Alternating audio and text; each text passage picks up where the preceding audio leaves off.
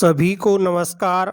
मैं मनोज मिश्रा आपके अपने YouTube चैनल पर आप सभी का हार्दिक स्वागत करता हूं। दोस्तों, भाषा शिक्षण विधियों एवं सामाजिक शिक्षण विधियों के बाद आज से हम गणित और विज्ञान शिक्षण की विधियों को प्रस्तुत कर रहे हैं। गणित विज्ञान से संबंधित शिक्षण विधियों का यह पहला वीडियो आपके सामने प्रस्तुत है। इस वीडियो में हम पढ़ेंगे गणित शिक्षण के बारे में कि गणित शब्द कैसे बना है, गणित किसे कहा जाता है, गणित की प्रकृति कैसी है और गणित से संबंधित अन्य विशेष तथ्यात्मक जानकारियां हैं वो हम इस वीडियो में पढ़ेंगे। यानी गणित की जो सामान्य जानकारियां होनी चाहिए उन सामान्य जानकारियों के बारे में इस वीडियो में अध्ययन किया जाएगा। तो आइए देखते हैं क्या है गणित। सबसे पहला आ रहा है कि गणित शब्द की रचना कैसे हुई है और गणित शब्द का अर्थ क्या होता है।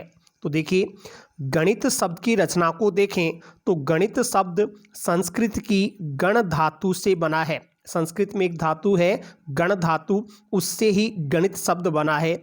इस गण का अर्थ क्या होता है? इसका अर्थ है गणना करना। गण धातु का अर्थ है गणना करना। तो गणित क्या हो जाएगा फिर?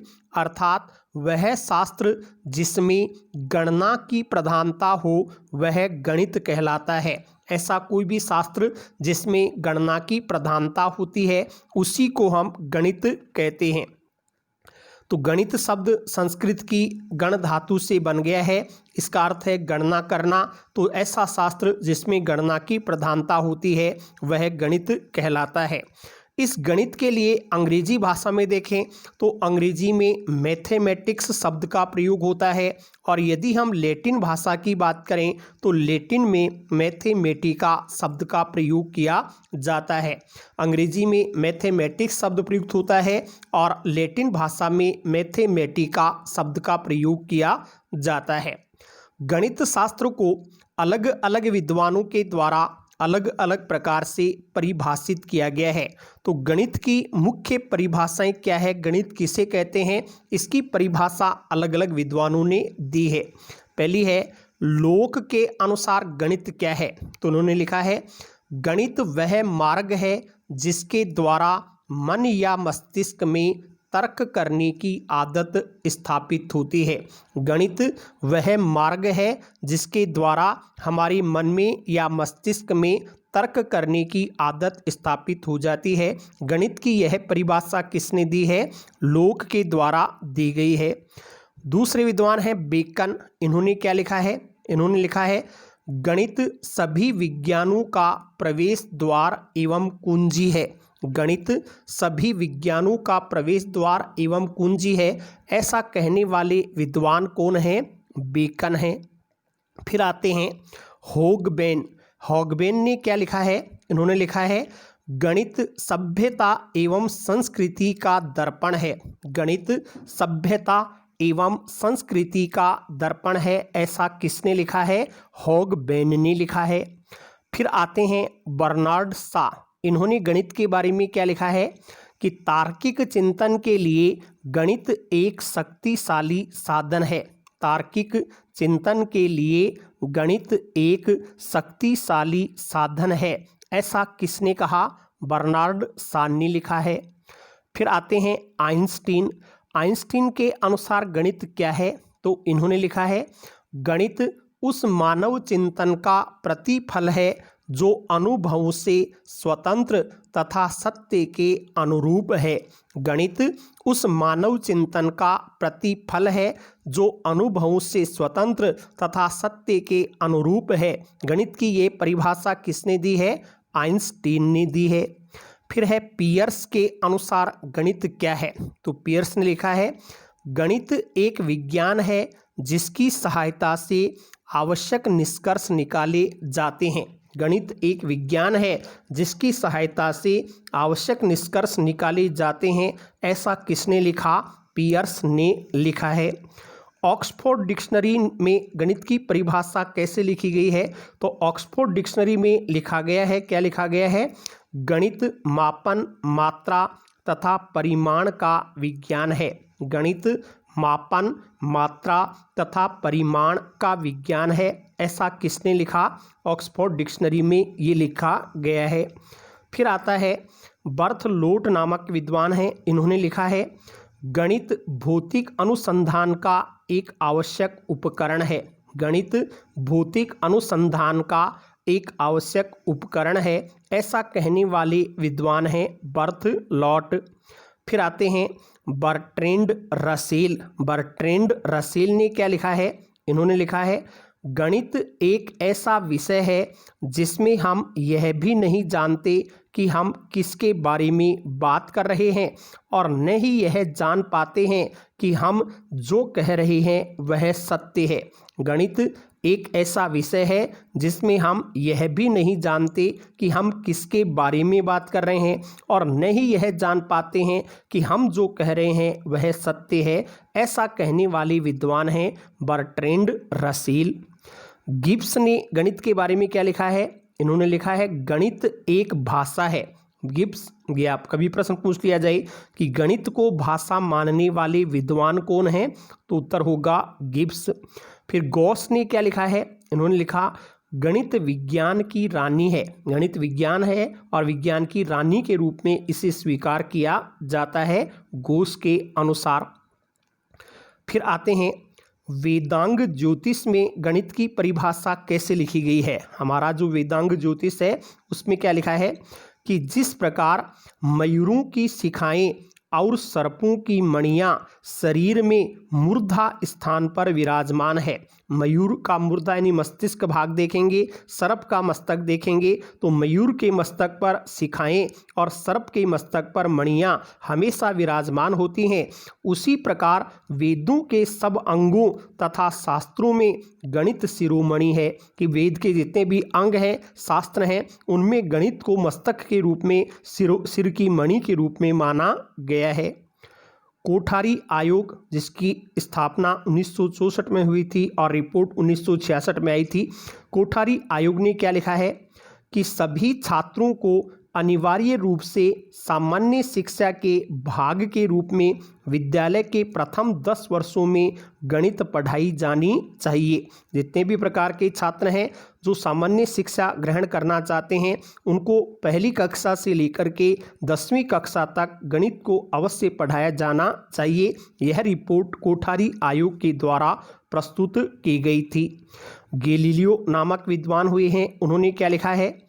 गणित वह भाषा है जिसमें परमेश्वर ने संपूर्ण जगत या ब्रह्मांड को लिख दिया है। कि परमेश्वर ने संपूर्ण जगत या ब्रह्मांड को जिसमें लिखा है वह भाषा गणित है।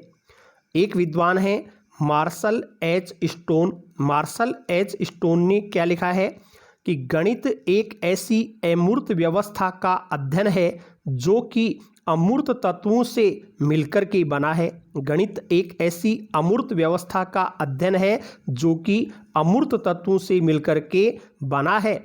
इन तत्वों को मूर्त रूप में परिभाषित किया गया है। अमूर्त तत्वों से तो बना है और मूर्त रूप में उनकी परिभाषा प्रकट की गई है, वह गणित है। ऐसा कहने वाले विद्वान हैं मार्शल एच स्टोन। अब ये जितनी भी परिभाषाएं अपने सामने आई हैं उनका सारांश निकालते हैं तो क्या सारांश निकलता है? तो उपर्युक्त सभी परिभाषाओं एवं गणित के संबंध में प्राप्त मान्यताओं के आधार पर यह कहा जा सकता है, क्या कहा जा सकता है कि गणित अंक, चिन्ह, अक्षर इत्यादि संक्षिप्त संकेतों का वह विधान है जिसकी सहायता से परिमाण, दिशा तथा स्थान का बोध होता है। गणित वास्तव में क्या है? तो इसकी हम एक सर्वमान्य परिभाषा यह निकाल सकते हैं कि गणित अंक, चिन्ह, अक्षर इत्यादि संक्षिप्त संकेतों का एक विधान है जिनकी सहायता से हम परिमाण या दिशा तथा स्थान का बोध कर सकते हैं। और भी कहें तो गणित एक ऐसा साधन है जिसके माध्यम से छात्र युक्ति संगत ढंग से चिंतन, बोध, तर्क वितर्क, विश्लेषण एवं स्पष्टीकरण करने की योग्यता अर्जित करता है। गणित क्या है? तो गणित को हम एक ऐसा साधन मानते हैं जिसके माध्यम से छात्र सही तरीके से चिंतन करना, बोध करना, तर्क वितर्क करना, विश्लेषण करना, स्पष्ट करना इत्यादि की योग्यता को प्राप्त करता है। ये गणित की परिभाषाएं हैं, गणित का अर्थ है। गणित की अर्थ, परिभाषा आदि के बारे में हमने पढ़ा है। अब चलते हैं कि गणित की प्रकृति कैसी होती है, गणित वास्तव में किस स्वरूप में हमें प्राप्त होता है। तो किसी निश्चित ढांचे या संरचना के आधार पर प्रत्येक विषय की प्रकृति का निर्धारण किया जाता है। प्रकृति का निर्धारण क्या है? एक निश्चित ढांचा होता है, निश्चित संरचना होती है, उसी के आधार पर हम किसी भी विषय की प्रकृति का निर्धारण करते हैं और उस प्रकृति के आधार पर ही उसको पाठ्यक्रम में स्थान दिया जाता है। अतः गणित विषय की प्रकृति कैसी है, इसको हम निम्नलिखित बिंदुओं के आधार पर समझ सकते हैं। गणित की प्रकृति कैसी है, उसके लिए कुछ बिंदुओं का निर्धारण किया गया है। पहली है निश्चितता। गणित निश्चितता प्रकृति से युक्त है। कैसे? कि गणित के परिणामों में निश्चितता होती है, अर्थात इसमें पूर्ण सत्यता प्राप्त होती है। गणित में जो भी परिणाम निकलते हैं वो निश्चित होते हैं, पूर्ण सत्यता से युक्त होते हैं, इसलिए कह सकते हैं कि गणित की प्रकृति निश्चितता है। दूसरी प्रकृति है संक्षिप्तता। संक्षिप्तता से क्या तात्पर्य है? कि इसमें निकाले गए निष्कर्ष संक्षिप्त होते हैं। जो भी सूत्र आदि हम बनाते हैं वो संक्षिप्त रूप में हमें प्राप्त होते हैं, तो गणित संक्षिप्तता से भी युक्त है। तीसरी प्रकृति का बिंदु आता है मौलिकता, कि इसकी प्रकृति प्रयोग केंद्रित एवं मौलिक होती है। गणित की प्रकृति प्रयोगों के ऊपर केंद्रित होती है, मौलिकता से युक्त होती है। फिर है सरलता, कि केवल 4 आधारभूत गणनाओं जोड़ बाकी गुणा भाग तक ही इसकी सारी पाठ्य वस्तु सीमित हो जाती है, इसलिए हम इसे सरलता से युक्त भी मान सकते हैं। फिर है शुद्धता, कि इसका सबसे महत्वपूर्ण आधार शुद्धता के प्रति उसकी प्रतिबद्धता है। गणित शुद्धता से युक्त भी होता है। फिर है परिणाम का सत्यापन। गणित के नियम, सूत्र, सिद्धांत सार्वभौमिक व सर्वमान्य होते हैं, अर्थात उन्हें किसी परिस्थिति, समय, वातावरण में लागू किया जाए तो परिणाम निश्चित रूप से प्राप्त होते हैं। तो ये गणित की प्रकृति, स्वभाव, विशेषताओं के बारे में कुछ बिंदु हैं। निश्चितता, संक्षिप्तता, मौलिकता, सरलता, शुद्धता और परिणाम। अब हम पढ़ते हैं गणित का इतिहास, कि गणित कब से पढ़ाना शुरू किया गया, गणित विषय भारत में कहाँ से शुरू हुआ, इसके बारे में पढ़ते हैं। तो गणित के इतिहास को 5 कालखंडों में विभाजित करके पढ़ा जाता है। वे किस प्रकार से आते हैं? तो देखिए, भारत में गणित का इतिहास 500 ईसा पूर्व से शुरू हुआ माना जाता है और इसे निम्नानुसार 5 कालखंडों में वर्गीकृत करके पढ़ा जा सकता है। 5 कालखंड कौन कौन से हो सकते हैं? पहला है वैदिक काल। वैदिक काल का समय 500 ईसा पूर्व तक माना जाता है, कि ईसा के भी 500 वर्ष पहले, 500 से भी पहले का जो समय है, 500 ईसा पूर्व तक का जो समय है वो वैदिक काल का समय है। इस वैदिक काल में मुख्य देन क्या रही?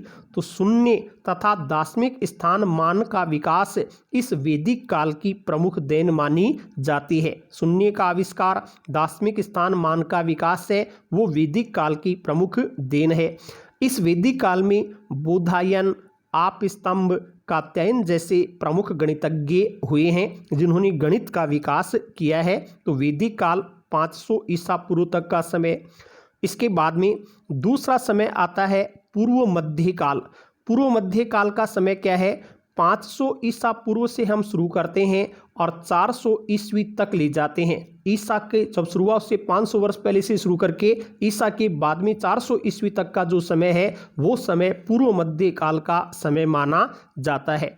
इस समय में प्रमुख रूप से सूर्य सिद्धांत नामक ग्रंथ लिखा गया था।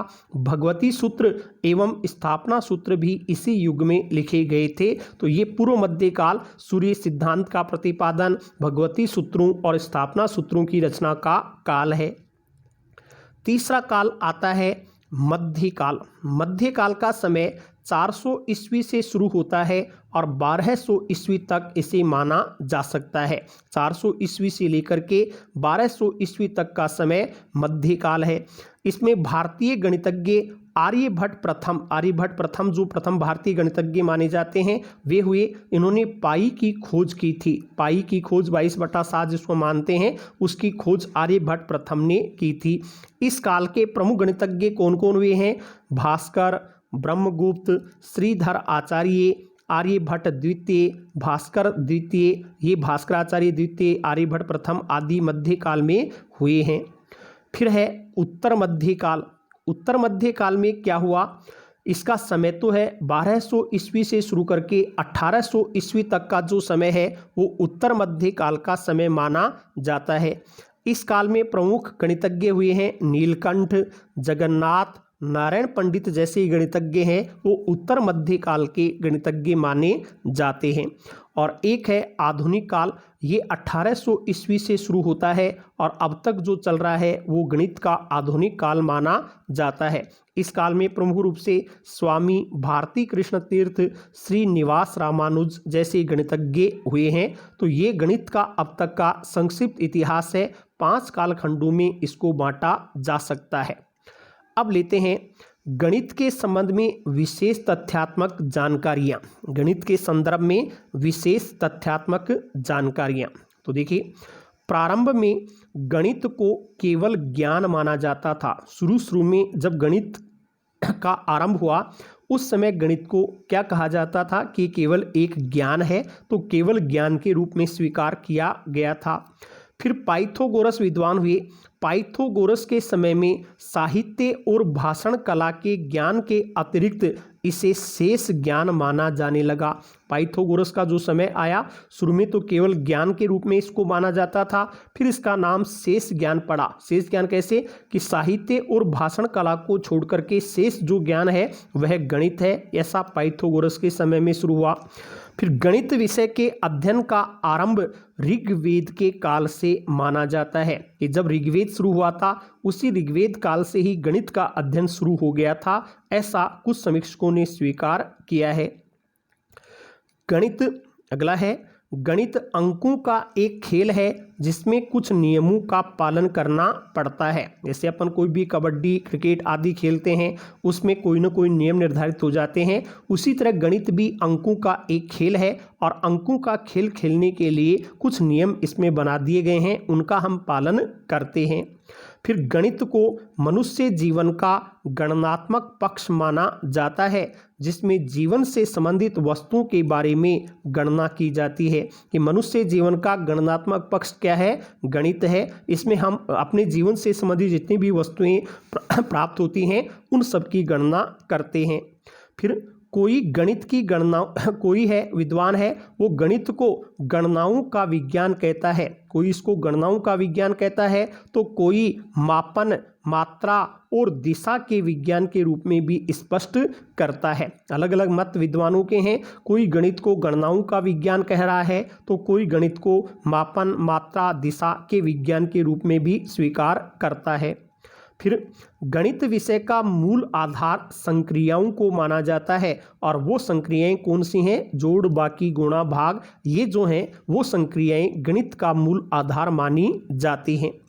गणित को सभी विज्ञानों की जननी भी कहा जाता है। जितने भी प्रकार के विज्ञान हैं, भौतिक विज्ञान, रसायन विज्ञान, सामान्य विज्ञान, मनोविज्ञान, इन सभी विज्ञानों की जननी किसको कहा गया है? गणित को कहते हैं। गणित तार्किक विचारों का विज्ञान भी है। तर्क सहित हम जो विचार प्रस्तुत करते हैं वही गणित है। फिर गणित आगमनात्मक तथा प्रायोगिक विज्ञान भी कहलाता है। आगमनात्मक यानी इसमें हम उदाहरणों के आधार पर सामान्यीकरण करते हैं, नियम बनाते हैं, तो गणित आगमनात्मक है। प्रायोगिक विज्ञान भी है। फिर गणित में गणनाओं की प्रधानता होती है। ये विशेष तथ्यात्मक जानकारी आ रही है। गणित में किसकी प्रधानता होती है? तो गणनाओं की प्रधानता होती है। गणित में संख्याएं, स्थान, दिशा तथा मापन या माप तोल का ज्ञान प्राप्त किया जाता है। गणित में हमें मुख्य रूप से क्या ज्ञान प्राप्त होता है? तो संख्याएं, स्थान, दिशा, मापन, मापतोल का ज्ञान गणित के द्वारा प्राप्त होता है। गणित का ज्ञान यथार्थ, क्रमबद्ध, तार्किक तथा अधिक स्पष्ट होता है, जिससे उसे एक बार ग्रहण करके आसानी से भुलाया नहीं जा सकता है। यदि हमने एक बार गणित का ज्ञान प्राप्त कर लिया तो फिर दोबारा आसानी से हम उसे भूल नहीं सकते हैं, क्योंकि ये तार्किक, क्रमबद्ध होता है। फिर है गणित जो है उस गणित की अपनी भाषा है, अर्थात गणितीय पद, गणितीय प्रत्यय, सूत्र, सिद्धांत तथा संकेत विशेष प्रकार के होते हैं जो गणित की भाषा को जन्म देते हैं। हम गणित के जितने भी पद बनाते हैं, सूत्र बनाते हैं, सिद्धांत बनाते हैं, संकेत देते हैं, तो वो किसी न किसी भाषा को प्रकट कर देते हैं। जैसे अपन ने ये चिन्ह बना दिया तो चिन्ह बनाते ही सामने आ गया जोड़, ऐसे ही ये चिन्ह बना दिया तो भाग, तो ये संकेत एक भाषा को प्रकट कर रहे हैं। फिर है गणित के नियम, सूत्र, सिद्धांत सभी स्थानों पर एक समान होते हैं, जिससे उसकी सत्यता की जांच किसी भी समय तथा स्थान पर की जा सकती है। गणित का नियम जो भारत में बन गया वही अमेरिका, जापान में होगा। यहाँ 2 + 2 4 होते हैं, तो अमेरिका में भी 2 + 2 = 4 ही होंगे। तो ये इसके जो नियम हैं वो सत्यता पर आधारित होते हैं, हर समय और स्थान पर एक जैसे होते हैं। फिर देखें तो गणित के ज्ञान का आधार हमारी ज्ञानेंद्रियां होती हैं। हमारी आँख, नाक, जीभ, त्वचा आदि जो ज्ञानेंद्रियां हैं वो ही गणित का आधार भी मानी जाती हैं। गणित में अमूर्त प्रतियों को मूर्त रूप में परिवर्तित किया जाता है, साथ ही उनकी व्याख्या भी की जाती है। जो भी अमूर्त पदार्थ होते हैं उनको मूर्त रूप में आंखों से हम देख सकें, इंद्रियों से पहचान सकें, इस रूप में प्रस्तुत करने का प्रयास किया जाता है। फिर गणित द्वारा वातावरण में उपलब्ध वस्तुओं, तथ्यों के बीच तुलना करने, संबंध देखने तथा सामान्यीकरण करने की योग्यता भी विकसित होती है। गणित के द्वारा वातावरण में जो कुछ भी वस्तुएं उपलब्ध हैं, तथ्य हैं, उनके बीच में हम तुलना करते हैं, उनके संबंध को निर्धारित करते हैं और फिर अपना कोई नियम निर्धारित कर लेते हैं। ऐसा गणित से संभव होता है। गणित जगत जन्य विषय है, यूनिवर्सल विषय, सार्वभौमिक विषय हम इसको कह सकते हैं, जिसकी मान्यताएं दुनिया के प्रत्येक कोने में सर्वमान्य है। अभी बताया 2 + 2 4 यहाँ है, दुनिया के हर क्षेत्र में वो मान्यता प्राप्त है। तो गणित को हम जगत जन्य यूनिवर्सल विषय भी कह सकते हैं। हमारी जो राष्ट्रीय पाठ्यचर्या 2005 है, NCF 2005, उसमें भी गणित की प्रकृति के बारे में कुछ लिखा गया है कि गणित क्या है। तो NCF 2005 के अनुसार गणित क्या है, इसका उत्तर आता है गणित एक अनुप्रायोगिक विज्ञान है। NCF 2005 के अनुसार गणित एक अनुप्रायोगिक विज्ञान है। गणित पैटर्न व संबंधों का विज्ञान भी है। पैटर्न का, संबंधों का विज्ञान गणित है। फिर गणित इन्वेस्टिगेशन की एक लाइन है। गणित क्या है? तो गणित इन्वेस्टिगेशन, शोध करने की एक लाइन है, पंक्ति है। गणित समस्या समाधान की एक विधि है। गणित क्या है? तो गणित समस्या समाधान की एक विधि है। गणित विज्ञान की भाषा है। NCF के अनुसार गणित को विज्ञान की भाषा भी कह सकते हैं। गणित विचारों को प्रदर्शित करता है, अथवा गणित संक्षिप्तीकरण और संकेतात्मक प्रस्तुतिकरण भी करता है, अथवा गणित है वो गणितीय कथनों का अनुप्रयोग करता है। ये सभी विशेषताएं NCF 2005 के अनुसार गणित में स्वीकार की गई हैं। अब देखते हैं गणित में जो विधियां आती हैं उनका विस्तृत अध्ययन तो अपन आगे करेंगे, लेकिन उनमें सामान्य प्रश्न हो जाएं तो कैसे उत्तर दें, इसके बारे में कुछ तथ्य आ रहे हैं कि छोटी कक्षाओं के लिए गणित की सबसे उपयुक्त विधि कौन सी है। छोटी कक्षाओं में गणित पढ़ाना चाहें तो कौन सी विधि सबसे अच्छी मानी जाती है? तो वो है खेल विधि, खेल मनोरंजन विधि भी उसको अपन कह सकते हैं। फिर आ गया प्राथमिक स्तर, वो भी छोटी कक्षा की बात होगी। प्राथमिक स्तर पर अंक गणित शिक्षण की सर्वश्रेष्ठ विधि कौन सी मानी जाती है? छोटे बच्चों को, प्राथमिक स्तर के बच्चों को अंक गणित सिखाना हो तो कौन सी विधि श्रेष्ठ होगी? वही खेल विधि, खेल मनोरंजन विधि श्रेष्ठ होती है। रेखा गणित शिक्षण की सर्वश्रेष्ठ विधि कौन सी है? तो रेखा गणित के लिए विश्लेषण विधि का प्रयोग सर्वश्रेष्ठ माना जाता है। बीज गणित शिक्षण की सर्वाधिक उपयुक्त विधि कौन सी मानी जाती है? बीजगणित पढ़ाना हो तो हमें समीकरण विधि का प्रयोग करना होगा। समीकरण विधि श्रेष्ठ विधि मानी जाती है। बेलनाकार आकृति के शिक्षण के लिए सर्वश्रेष्ठ विधि कौन सी है? कोई भी बेलनाकार आकृतियां पढ़ानी हो तो वो है आगमन निगमन विधि। आगमन निगमन विधि इनके लिए श्रेष्ठ विधि मानी जाती है। नवीन प्रश्न को हल करने की सर्वश्रेष्ठ विधि कौन सी है? कोई भी नई समस्या अपने सामने आ गई और उसको हम बच्चों से हल करवाना चाहते हैं तो कौन सा तरीका, कौन सी विधि श्रेष्ठ होगी? आगमन विधि को श्रेष्ठ माना जाएगा। वैज्ञानिक आविष्कार को बढ़ावा देने वाली सर्वश्रेष्ठ विधि कौन सी है? इसमें वैज्ञानिकता का प्रयोग अधिक होता है, वो है विश्लेषण विधि। स्वयं खोज कर अपने आप सीखने की विधि कौन सी मानी जाती है? तो उसको हम उत्तर में देंगे अनुसंधान विधि। स्वयं खोज करके अपने आप सीखने की विधि है। फिर विभिन्न नापतोलों का ज्ञान कराने वाली विधि कौन सी मानी जाती है? उसको हम कहेंगे प्रयोगशाला विधि। विभिन्न नापतोलों का ज्ञान कराने वाली विधि है। मानसिक, सामाजिक एवं शारीरिक विकास के लिए गणित की सर्वश्रेष्ठ विधि कौन सी है? तो इसका उत्तर होगा खेल विधि। इससे मानसिक विकास भी होता है, शारीरिक विकास भी होता है, तो सामाजिक विकास भी हो जाता है। फिर सूत्र रचना के लिए सर्वश्रेष्ठ विधि कौन सी है? सूत्रों की रचना करनी हो तो कौन सी श्रेष्ठ होगी? आगमन विधि। पहले उदाहरण दो और उदाहरणों से सूत्रों की रचना करो। और गणित शिक्षण के लिए सबसे खर्चीली विधि कौन सी मानी गई है? तो उसको हम प्रोजेक्ट विधि, प्रायोजना विधि जो किलपेट्री की है वो सबसे अधिक खर्चीली मानी जा सकती है। ये गणित की विधियों के बारे में कुछ तथ्यात्मक जानकारियां हैं। अब है गणित का हमारे लिए क्या लाभ है, गणित का हमारे लिए क्या महत्व है। इसके उत्तर में देखें तो गणित का यदि हम प्रयोग करते हैं, बच्चों को गणित में रुचि जगाते हैं तो इससे क्या क्या फायदे होते हैं? प्रयोगात्मक मूल्यों का विकास होता है, बच्चों में नैतिक मूल्यों का विकास होता है, बच्चों में वैज्ञानिक दृष्टिकोण का विकास होता है, बच्चों की बौद्धिकता का विकास गणित से हो जाता है, बच्चों में अनुशासन संबंधी मूल्यों का विकास भी गणित से होता है। बच्चे गणित पढ़ते हैं तो उनमें नियमितता की भावना का विकास होता है। गणित से सामाजिकता की भावना का विकास भी किया जा सकता है। तो गणित से सांस्कृतिक भावनाओं का विकास भी होता है। गणित सौंदर्य अनुभूति का विषय भी है, सौंदर्यात्मक अनुभूति भी गणित के द्वारा होती है। गणित का यदि हम प्रयोग करने लग जाते हैं तो समय का पता नहीं चलता, इसलिए अवकाश का सदुपयोग करने वाला विषय है। गणित हमें मनोरंजन संबंधी मूल्यों का विकास भी करता है। गणित से अंतर्राष्ट्रीय स्तर के मूल्यों का विकास भी होता है और गणित हमारे जीविकोपार्जन के लिए, कमाई के लिए भी उपयोगी माना जा सकता है। ये गणित के कुछ लाभ, महत्व के पद हैं, वो इस रूप में स्वीकार किए जाते हैं। फिर इन सभी लाभों के, महत्व के बिंदुओं के आधार पर हम निर्धारित करते हैं कि गणित के कौन कौन से मूल्य प्राप्त होते हैं, गणित के मूल्य क्या हैं। तो इनके नाम हैं, अनुशासन की प्राप्ति होगी तो अनुशासनात्मक मूल्य, प्रयोग करते हैं तो प्रयोगात्मक मूल्य, सामाजिक मूल्य, सौंदर्यात्मक मूल्य, प्रशंसात्मक मूल्य, बौद्धिक मूल्य, बौद्धिकता की प्राप्ति है, कलात्मक मूल्य, मनोरंजनात्मक मूल्य और अवकाश के सदुपयोग से संबंधित मूल्य हैं। ये उपर्युक्त जो लाभ बताए गए उन बिंदुओं के आधार पर हम इनके मूल्यों का निर्धारण कर सकते हैं।